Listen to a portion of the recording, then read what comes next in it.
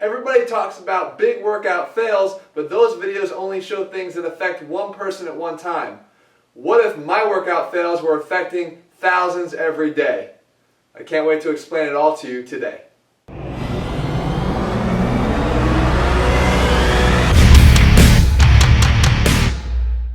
We've all seen the videos, the guy that falls off the back of the treadmill because he's looking at the girl running next to him, or the person that tries to do the bench press with uneven weights or doesn't have the collars on the side and he gets that effect going on.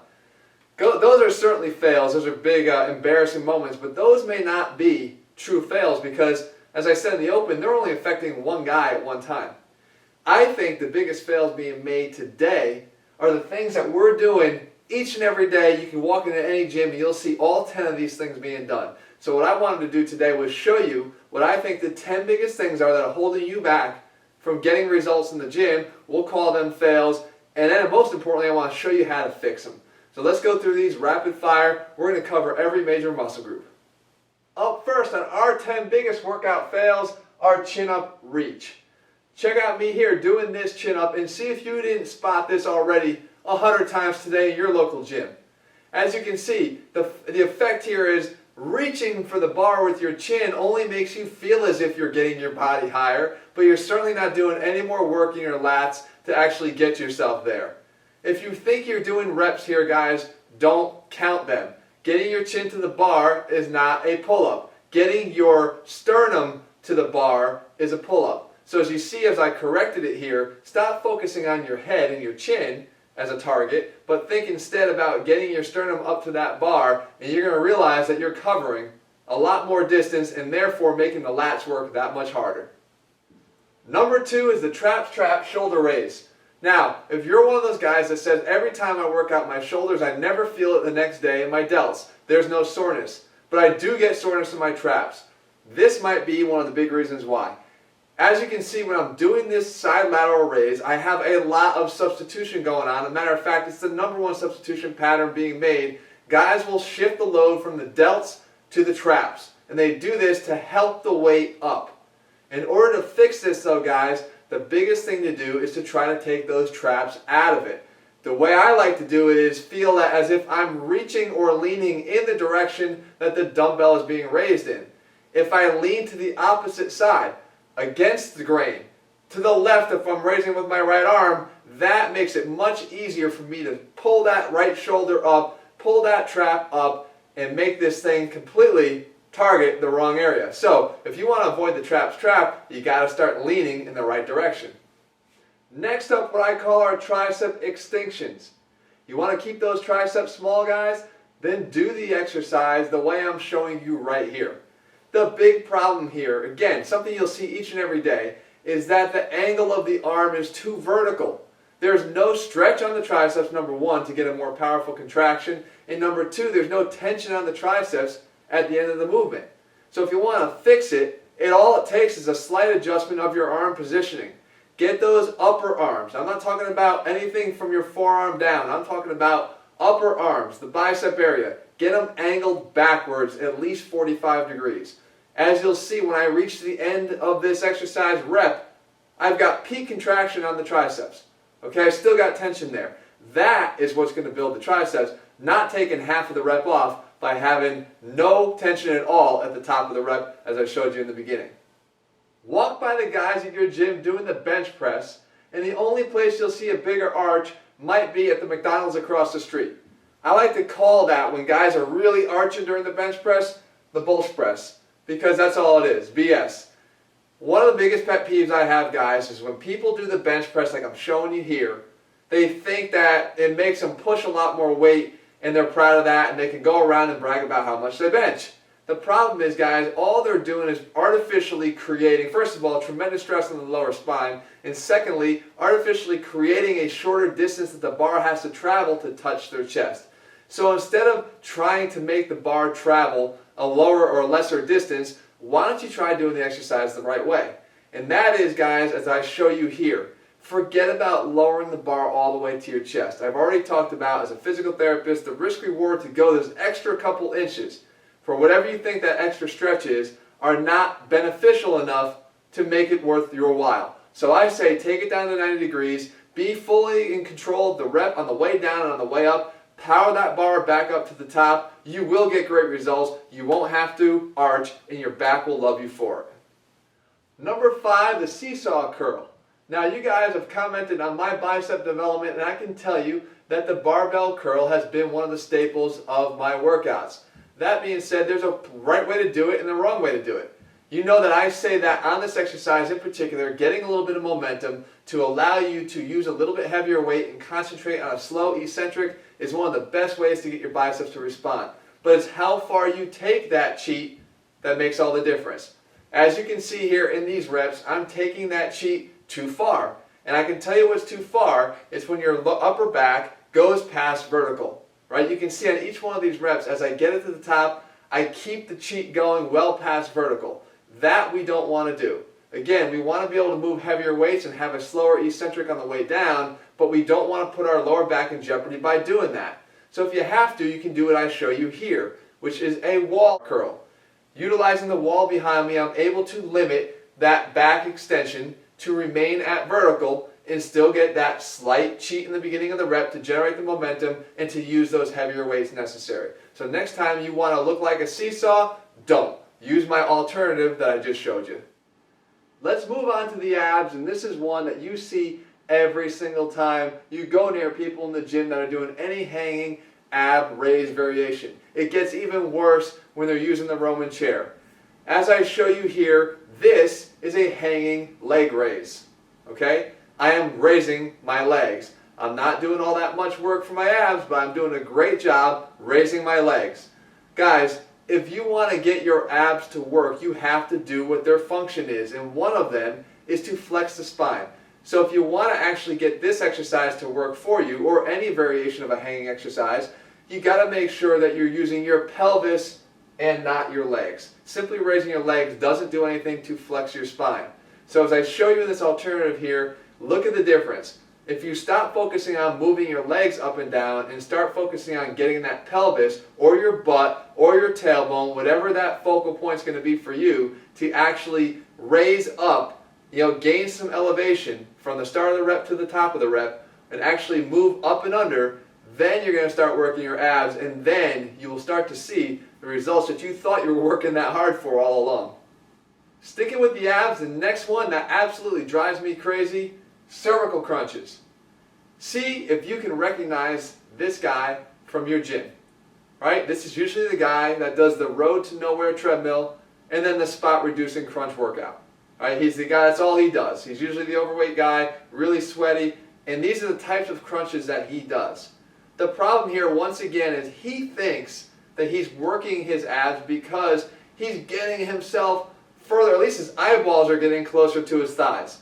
But that doesn't mean that his abs are doing any of the work to get that to happen. Instead, if you want to focus on getting your abs to work, guys, you gotta stop pulling on your neck. All you're asking for there is a disc issue. As I show you here, you want to actually keep your fingers as if they're not even in contact with your head. They're just there for contact, just for a resting pad, okay? But they're not going to be pulling or initiating any of the force. All of your work should be done by your abs, and they should be focusing instead on your shoulder blades lifting up and curling. In other words, clearing the entire shoulder blade off of the ground or mat that you're on. Again, has nothing to do with what happens between here and here, and everything to do with what happens in your thoracic spine and how much of it curls up and off of the mat.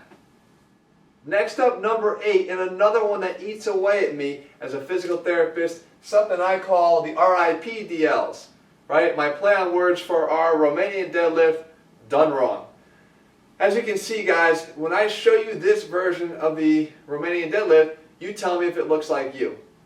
If it does, you tell me when you're going to make your appointment to have your back looked at after you ruin it. Because, guys, the problem here is when you put that kind of weight out in front of you, if you don't have either good hamstring flexibility or good hip hinge mechanics, that weight stays too far out in front. I don't care how strong your low back is or how good a job you do at maintaining that arch in your low back. It's simply going to become too much of a load for your back to handle eventually, and it's going to give out. right? You're going to be asking for a disc issue. So what you really want to do instead is watch what I'm doing here and focus on that first movement. It's a backward hinge of the hips. The back still stays arched. It still stays tight and fixed. But the hinge happens at the hip, so your butt should actually be traveling backwards as the bar is traveling down. Not having your butt stay in one place and let the bar travel down. All right, so it's a big, big discrepancy. Even though it doesn't look like that big of a movement to you, concentrate on where your butt's going. Make it go back, and I'm telling you, your back will be a lot more thankful for how you're taking care of it. Number 9, the redheaded stepchild of delt training, the front delts. Right? Always people say, guys, you don't need to work the front delts at all. If you concentrate on the sides and the rear, you're good to go. Front delts get all the work in your other exercises. Sure, they do get a lot of work from your other exercises, but they still need to be trained directly, guys, as well. The problem is we get the front delt this, because not only are they often ignored that way, but even when they are, people cheat to try to move a lot of weight here. Watch as I show you this version, and we've covered this in previous videos. This here, guys, is another attempt to make you feel as if you're moving the weight further when all you're doing is using a substitution pattern. You're using your lumbar spine to fake the weights up another 3 or 4 inches until they're parallel to the ground. But your delts stop doing the work at around that 60 to 70 degree mark. So if you really want your front delts to pop and get them to respond the way you were trying to by doing these exercises, then lower the weight a little bit if you have to, and do what I'm showing you here. Make the delts do the work from your thighs all the way up to that point where you're parallel to the ground. And then slowly lower the weights down there the same way in control. Okay? The muscles only work, or they only grow when they work. And they work both up and down, but you got to stop using those substitution patterns. And in this case, you got to stop doing that front delt dis. Finally, number 10 here, what I call hipless squats. Guys, this is a tough one because if you don't have the adequate strength in your quads, or if you don't have a training partner, or if you don't have access to a mirror when you're doing your squats, you might never even know that you're doing this. It's again one of those sensation things. Watch what I'm doing this version of the squat here. Again, there's a lot of varying degrees of badness when you're talking about this big mistake. The problem, guys, is that there is unequal distribution between hip hinge and knee hinge in going down into the squat. And if your quads aren't strong enough, I can guarantee you, your body is so damn smart, it knows to not allow that knee to break to a point where the quads have to take all that effort. So instead we have what we call hanging on our ligaments. Right? We're talking about patellar tendon, we're talking about hip ligaments. They're doing all the work in shielding you from the fact that your quads aren't strong enough, and they're taking on the brunt of all of your weight. That's not a good thing. So what you want to do instead is make sure that you're at least leading with your hips in a backwards movement. Okay?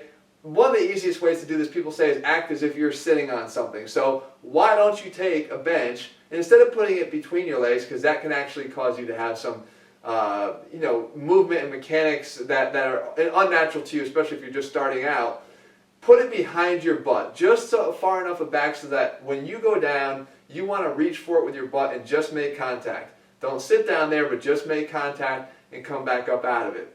See, as I show you again, it's equal contribution so that the bottom, those thighs are parallel to the ground. Yes, they are taking all the work, but that's kind of what we want in the first place, right?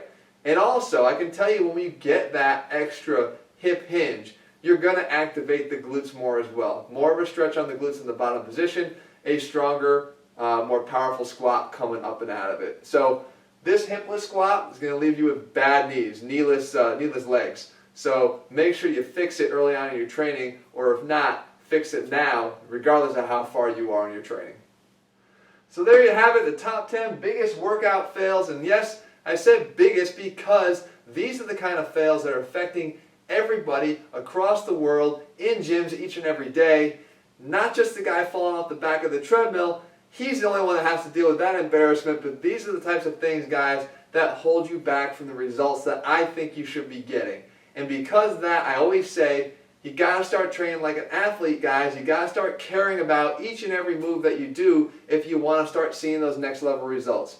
And I want to help you get there. I always say, guys, head over to ATHLEAN-X.com and grab my 90-day training program, because it is the program that I use, and it is where I get an opportunity to coach you through and make sure you're not making these types of fails and these types of mistakes that I know will hold you back.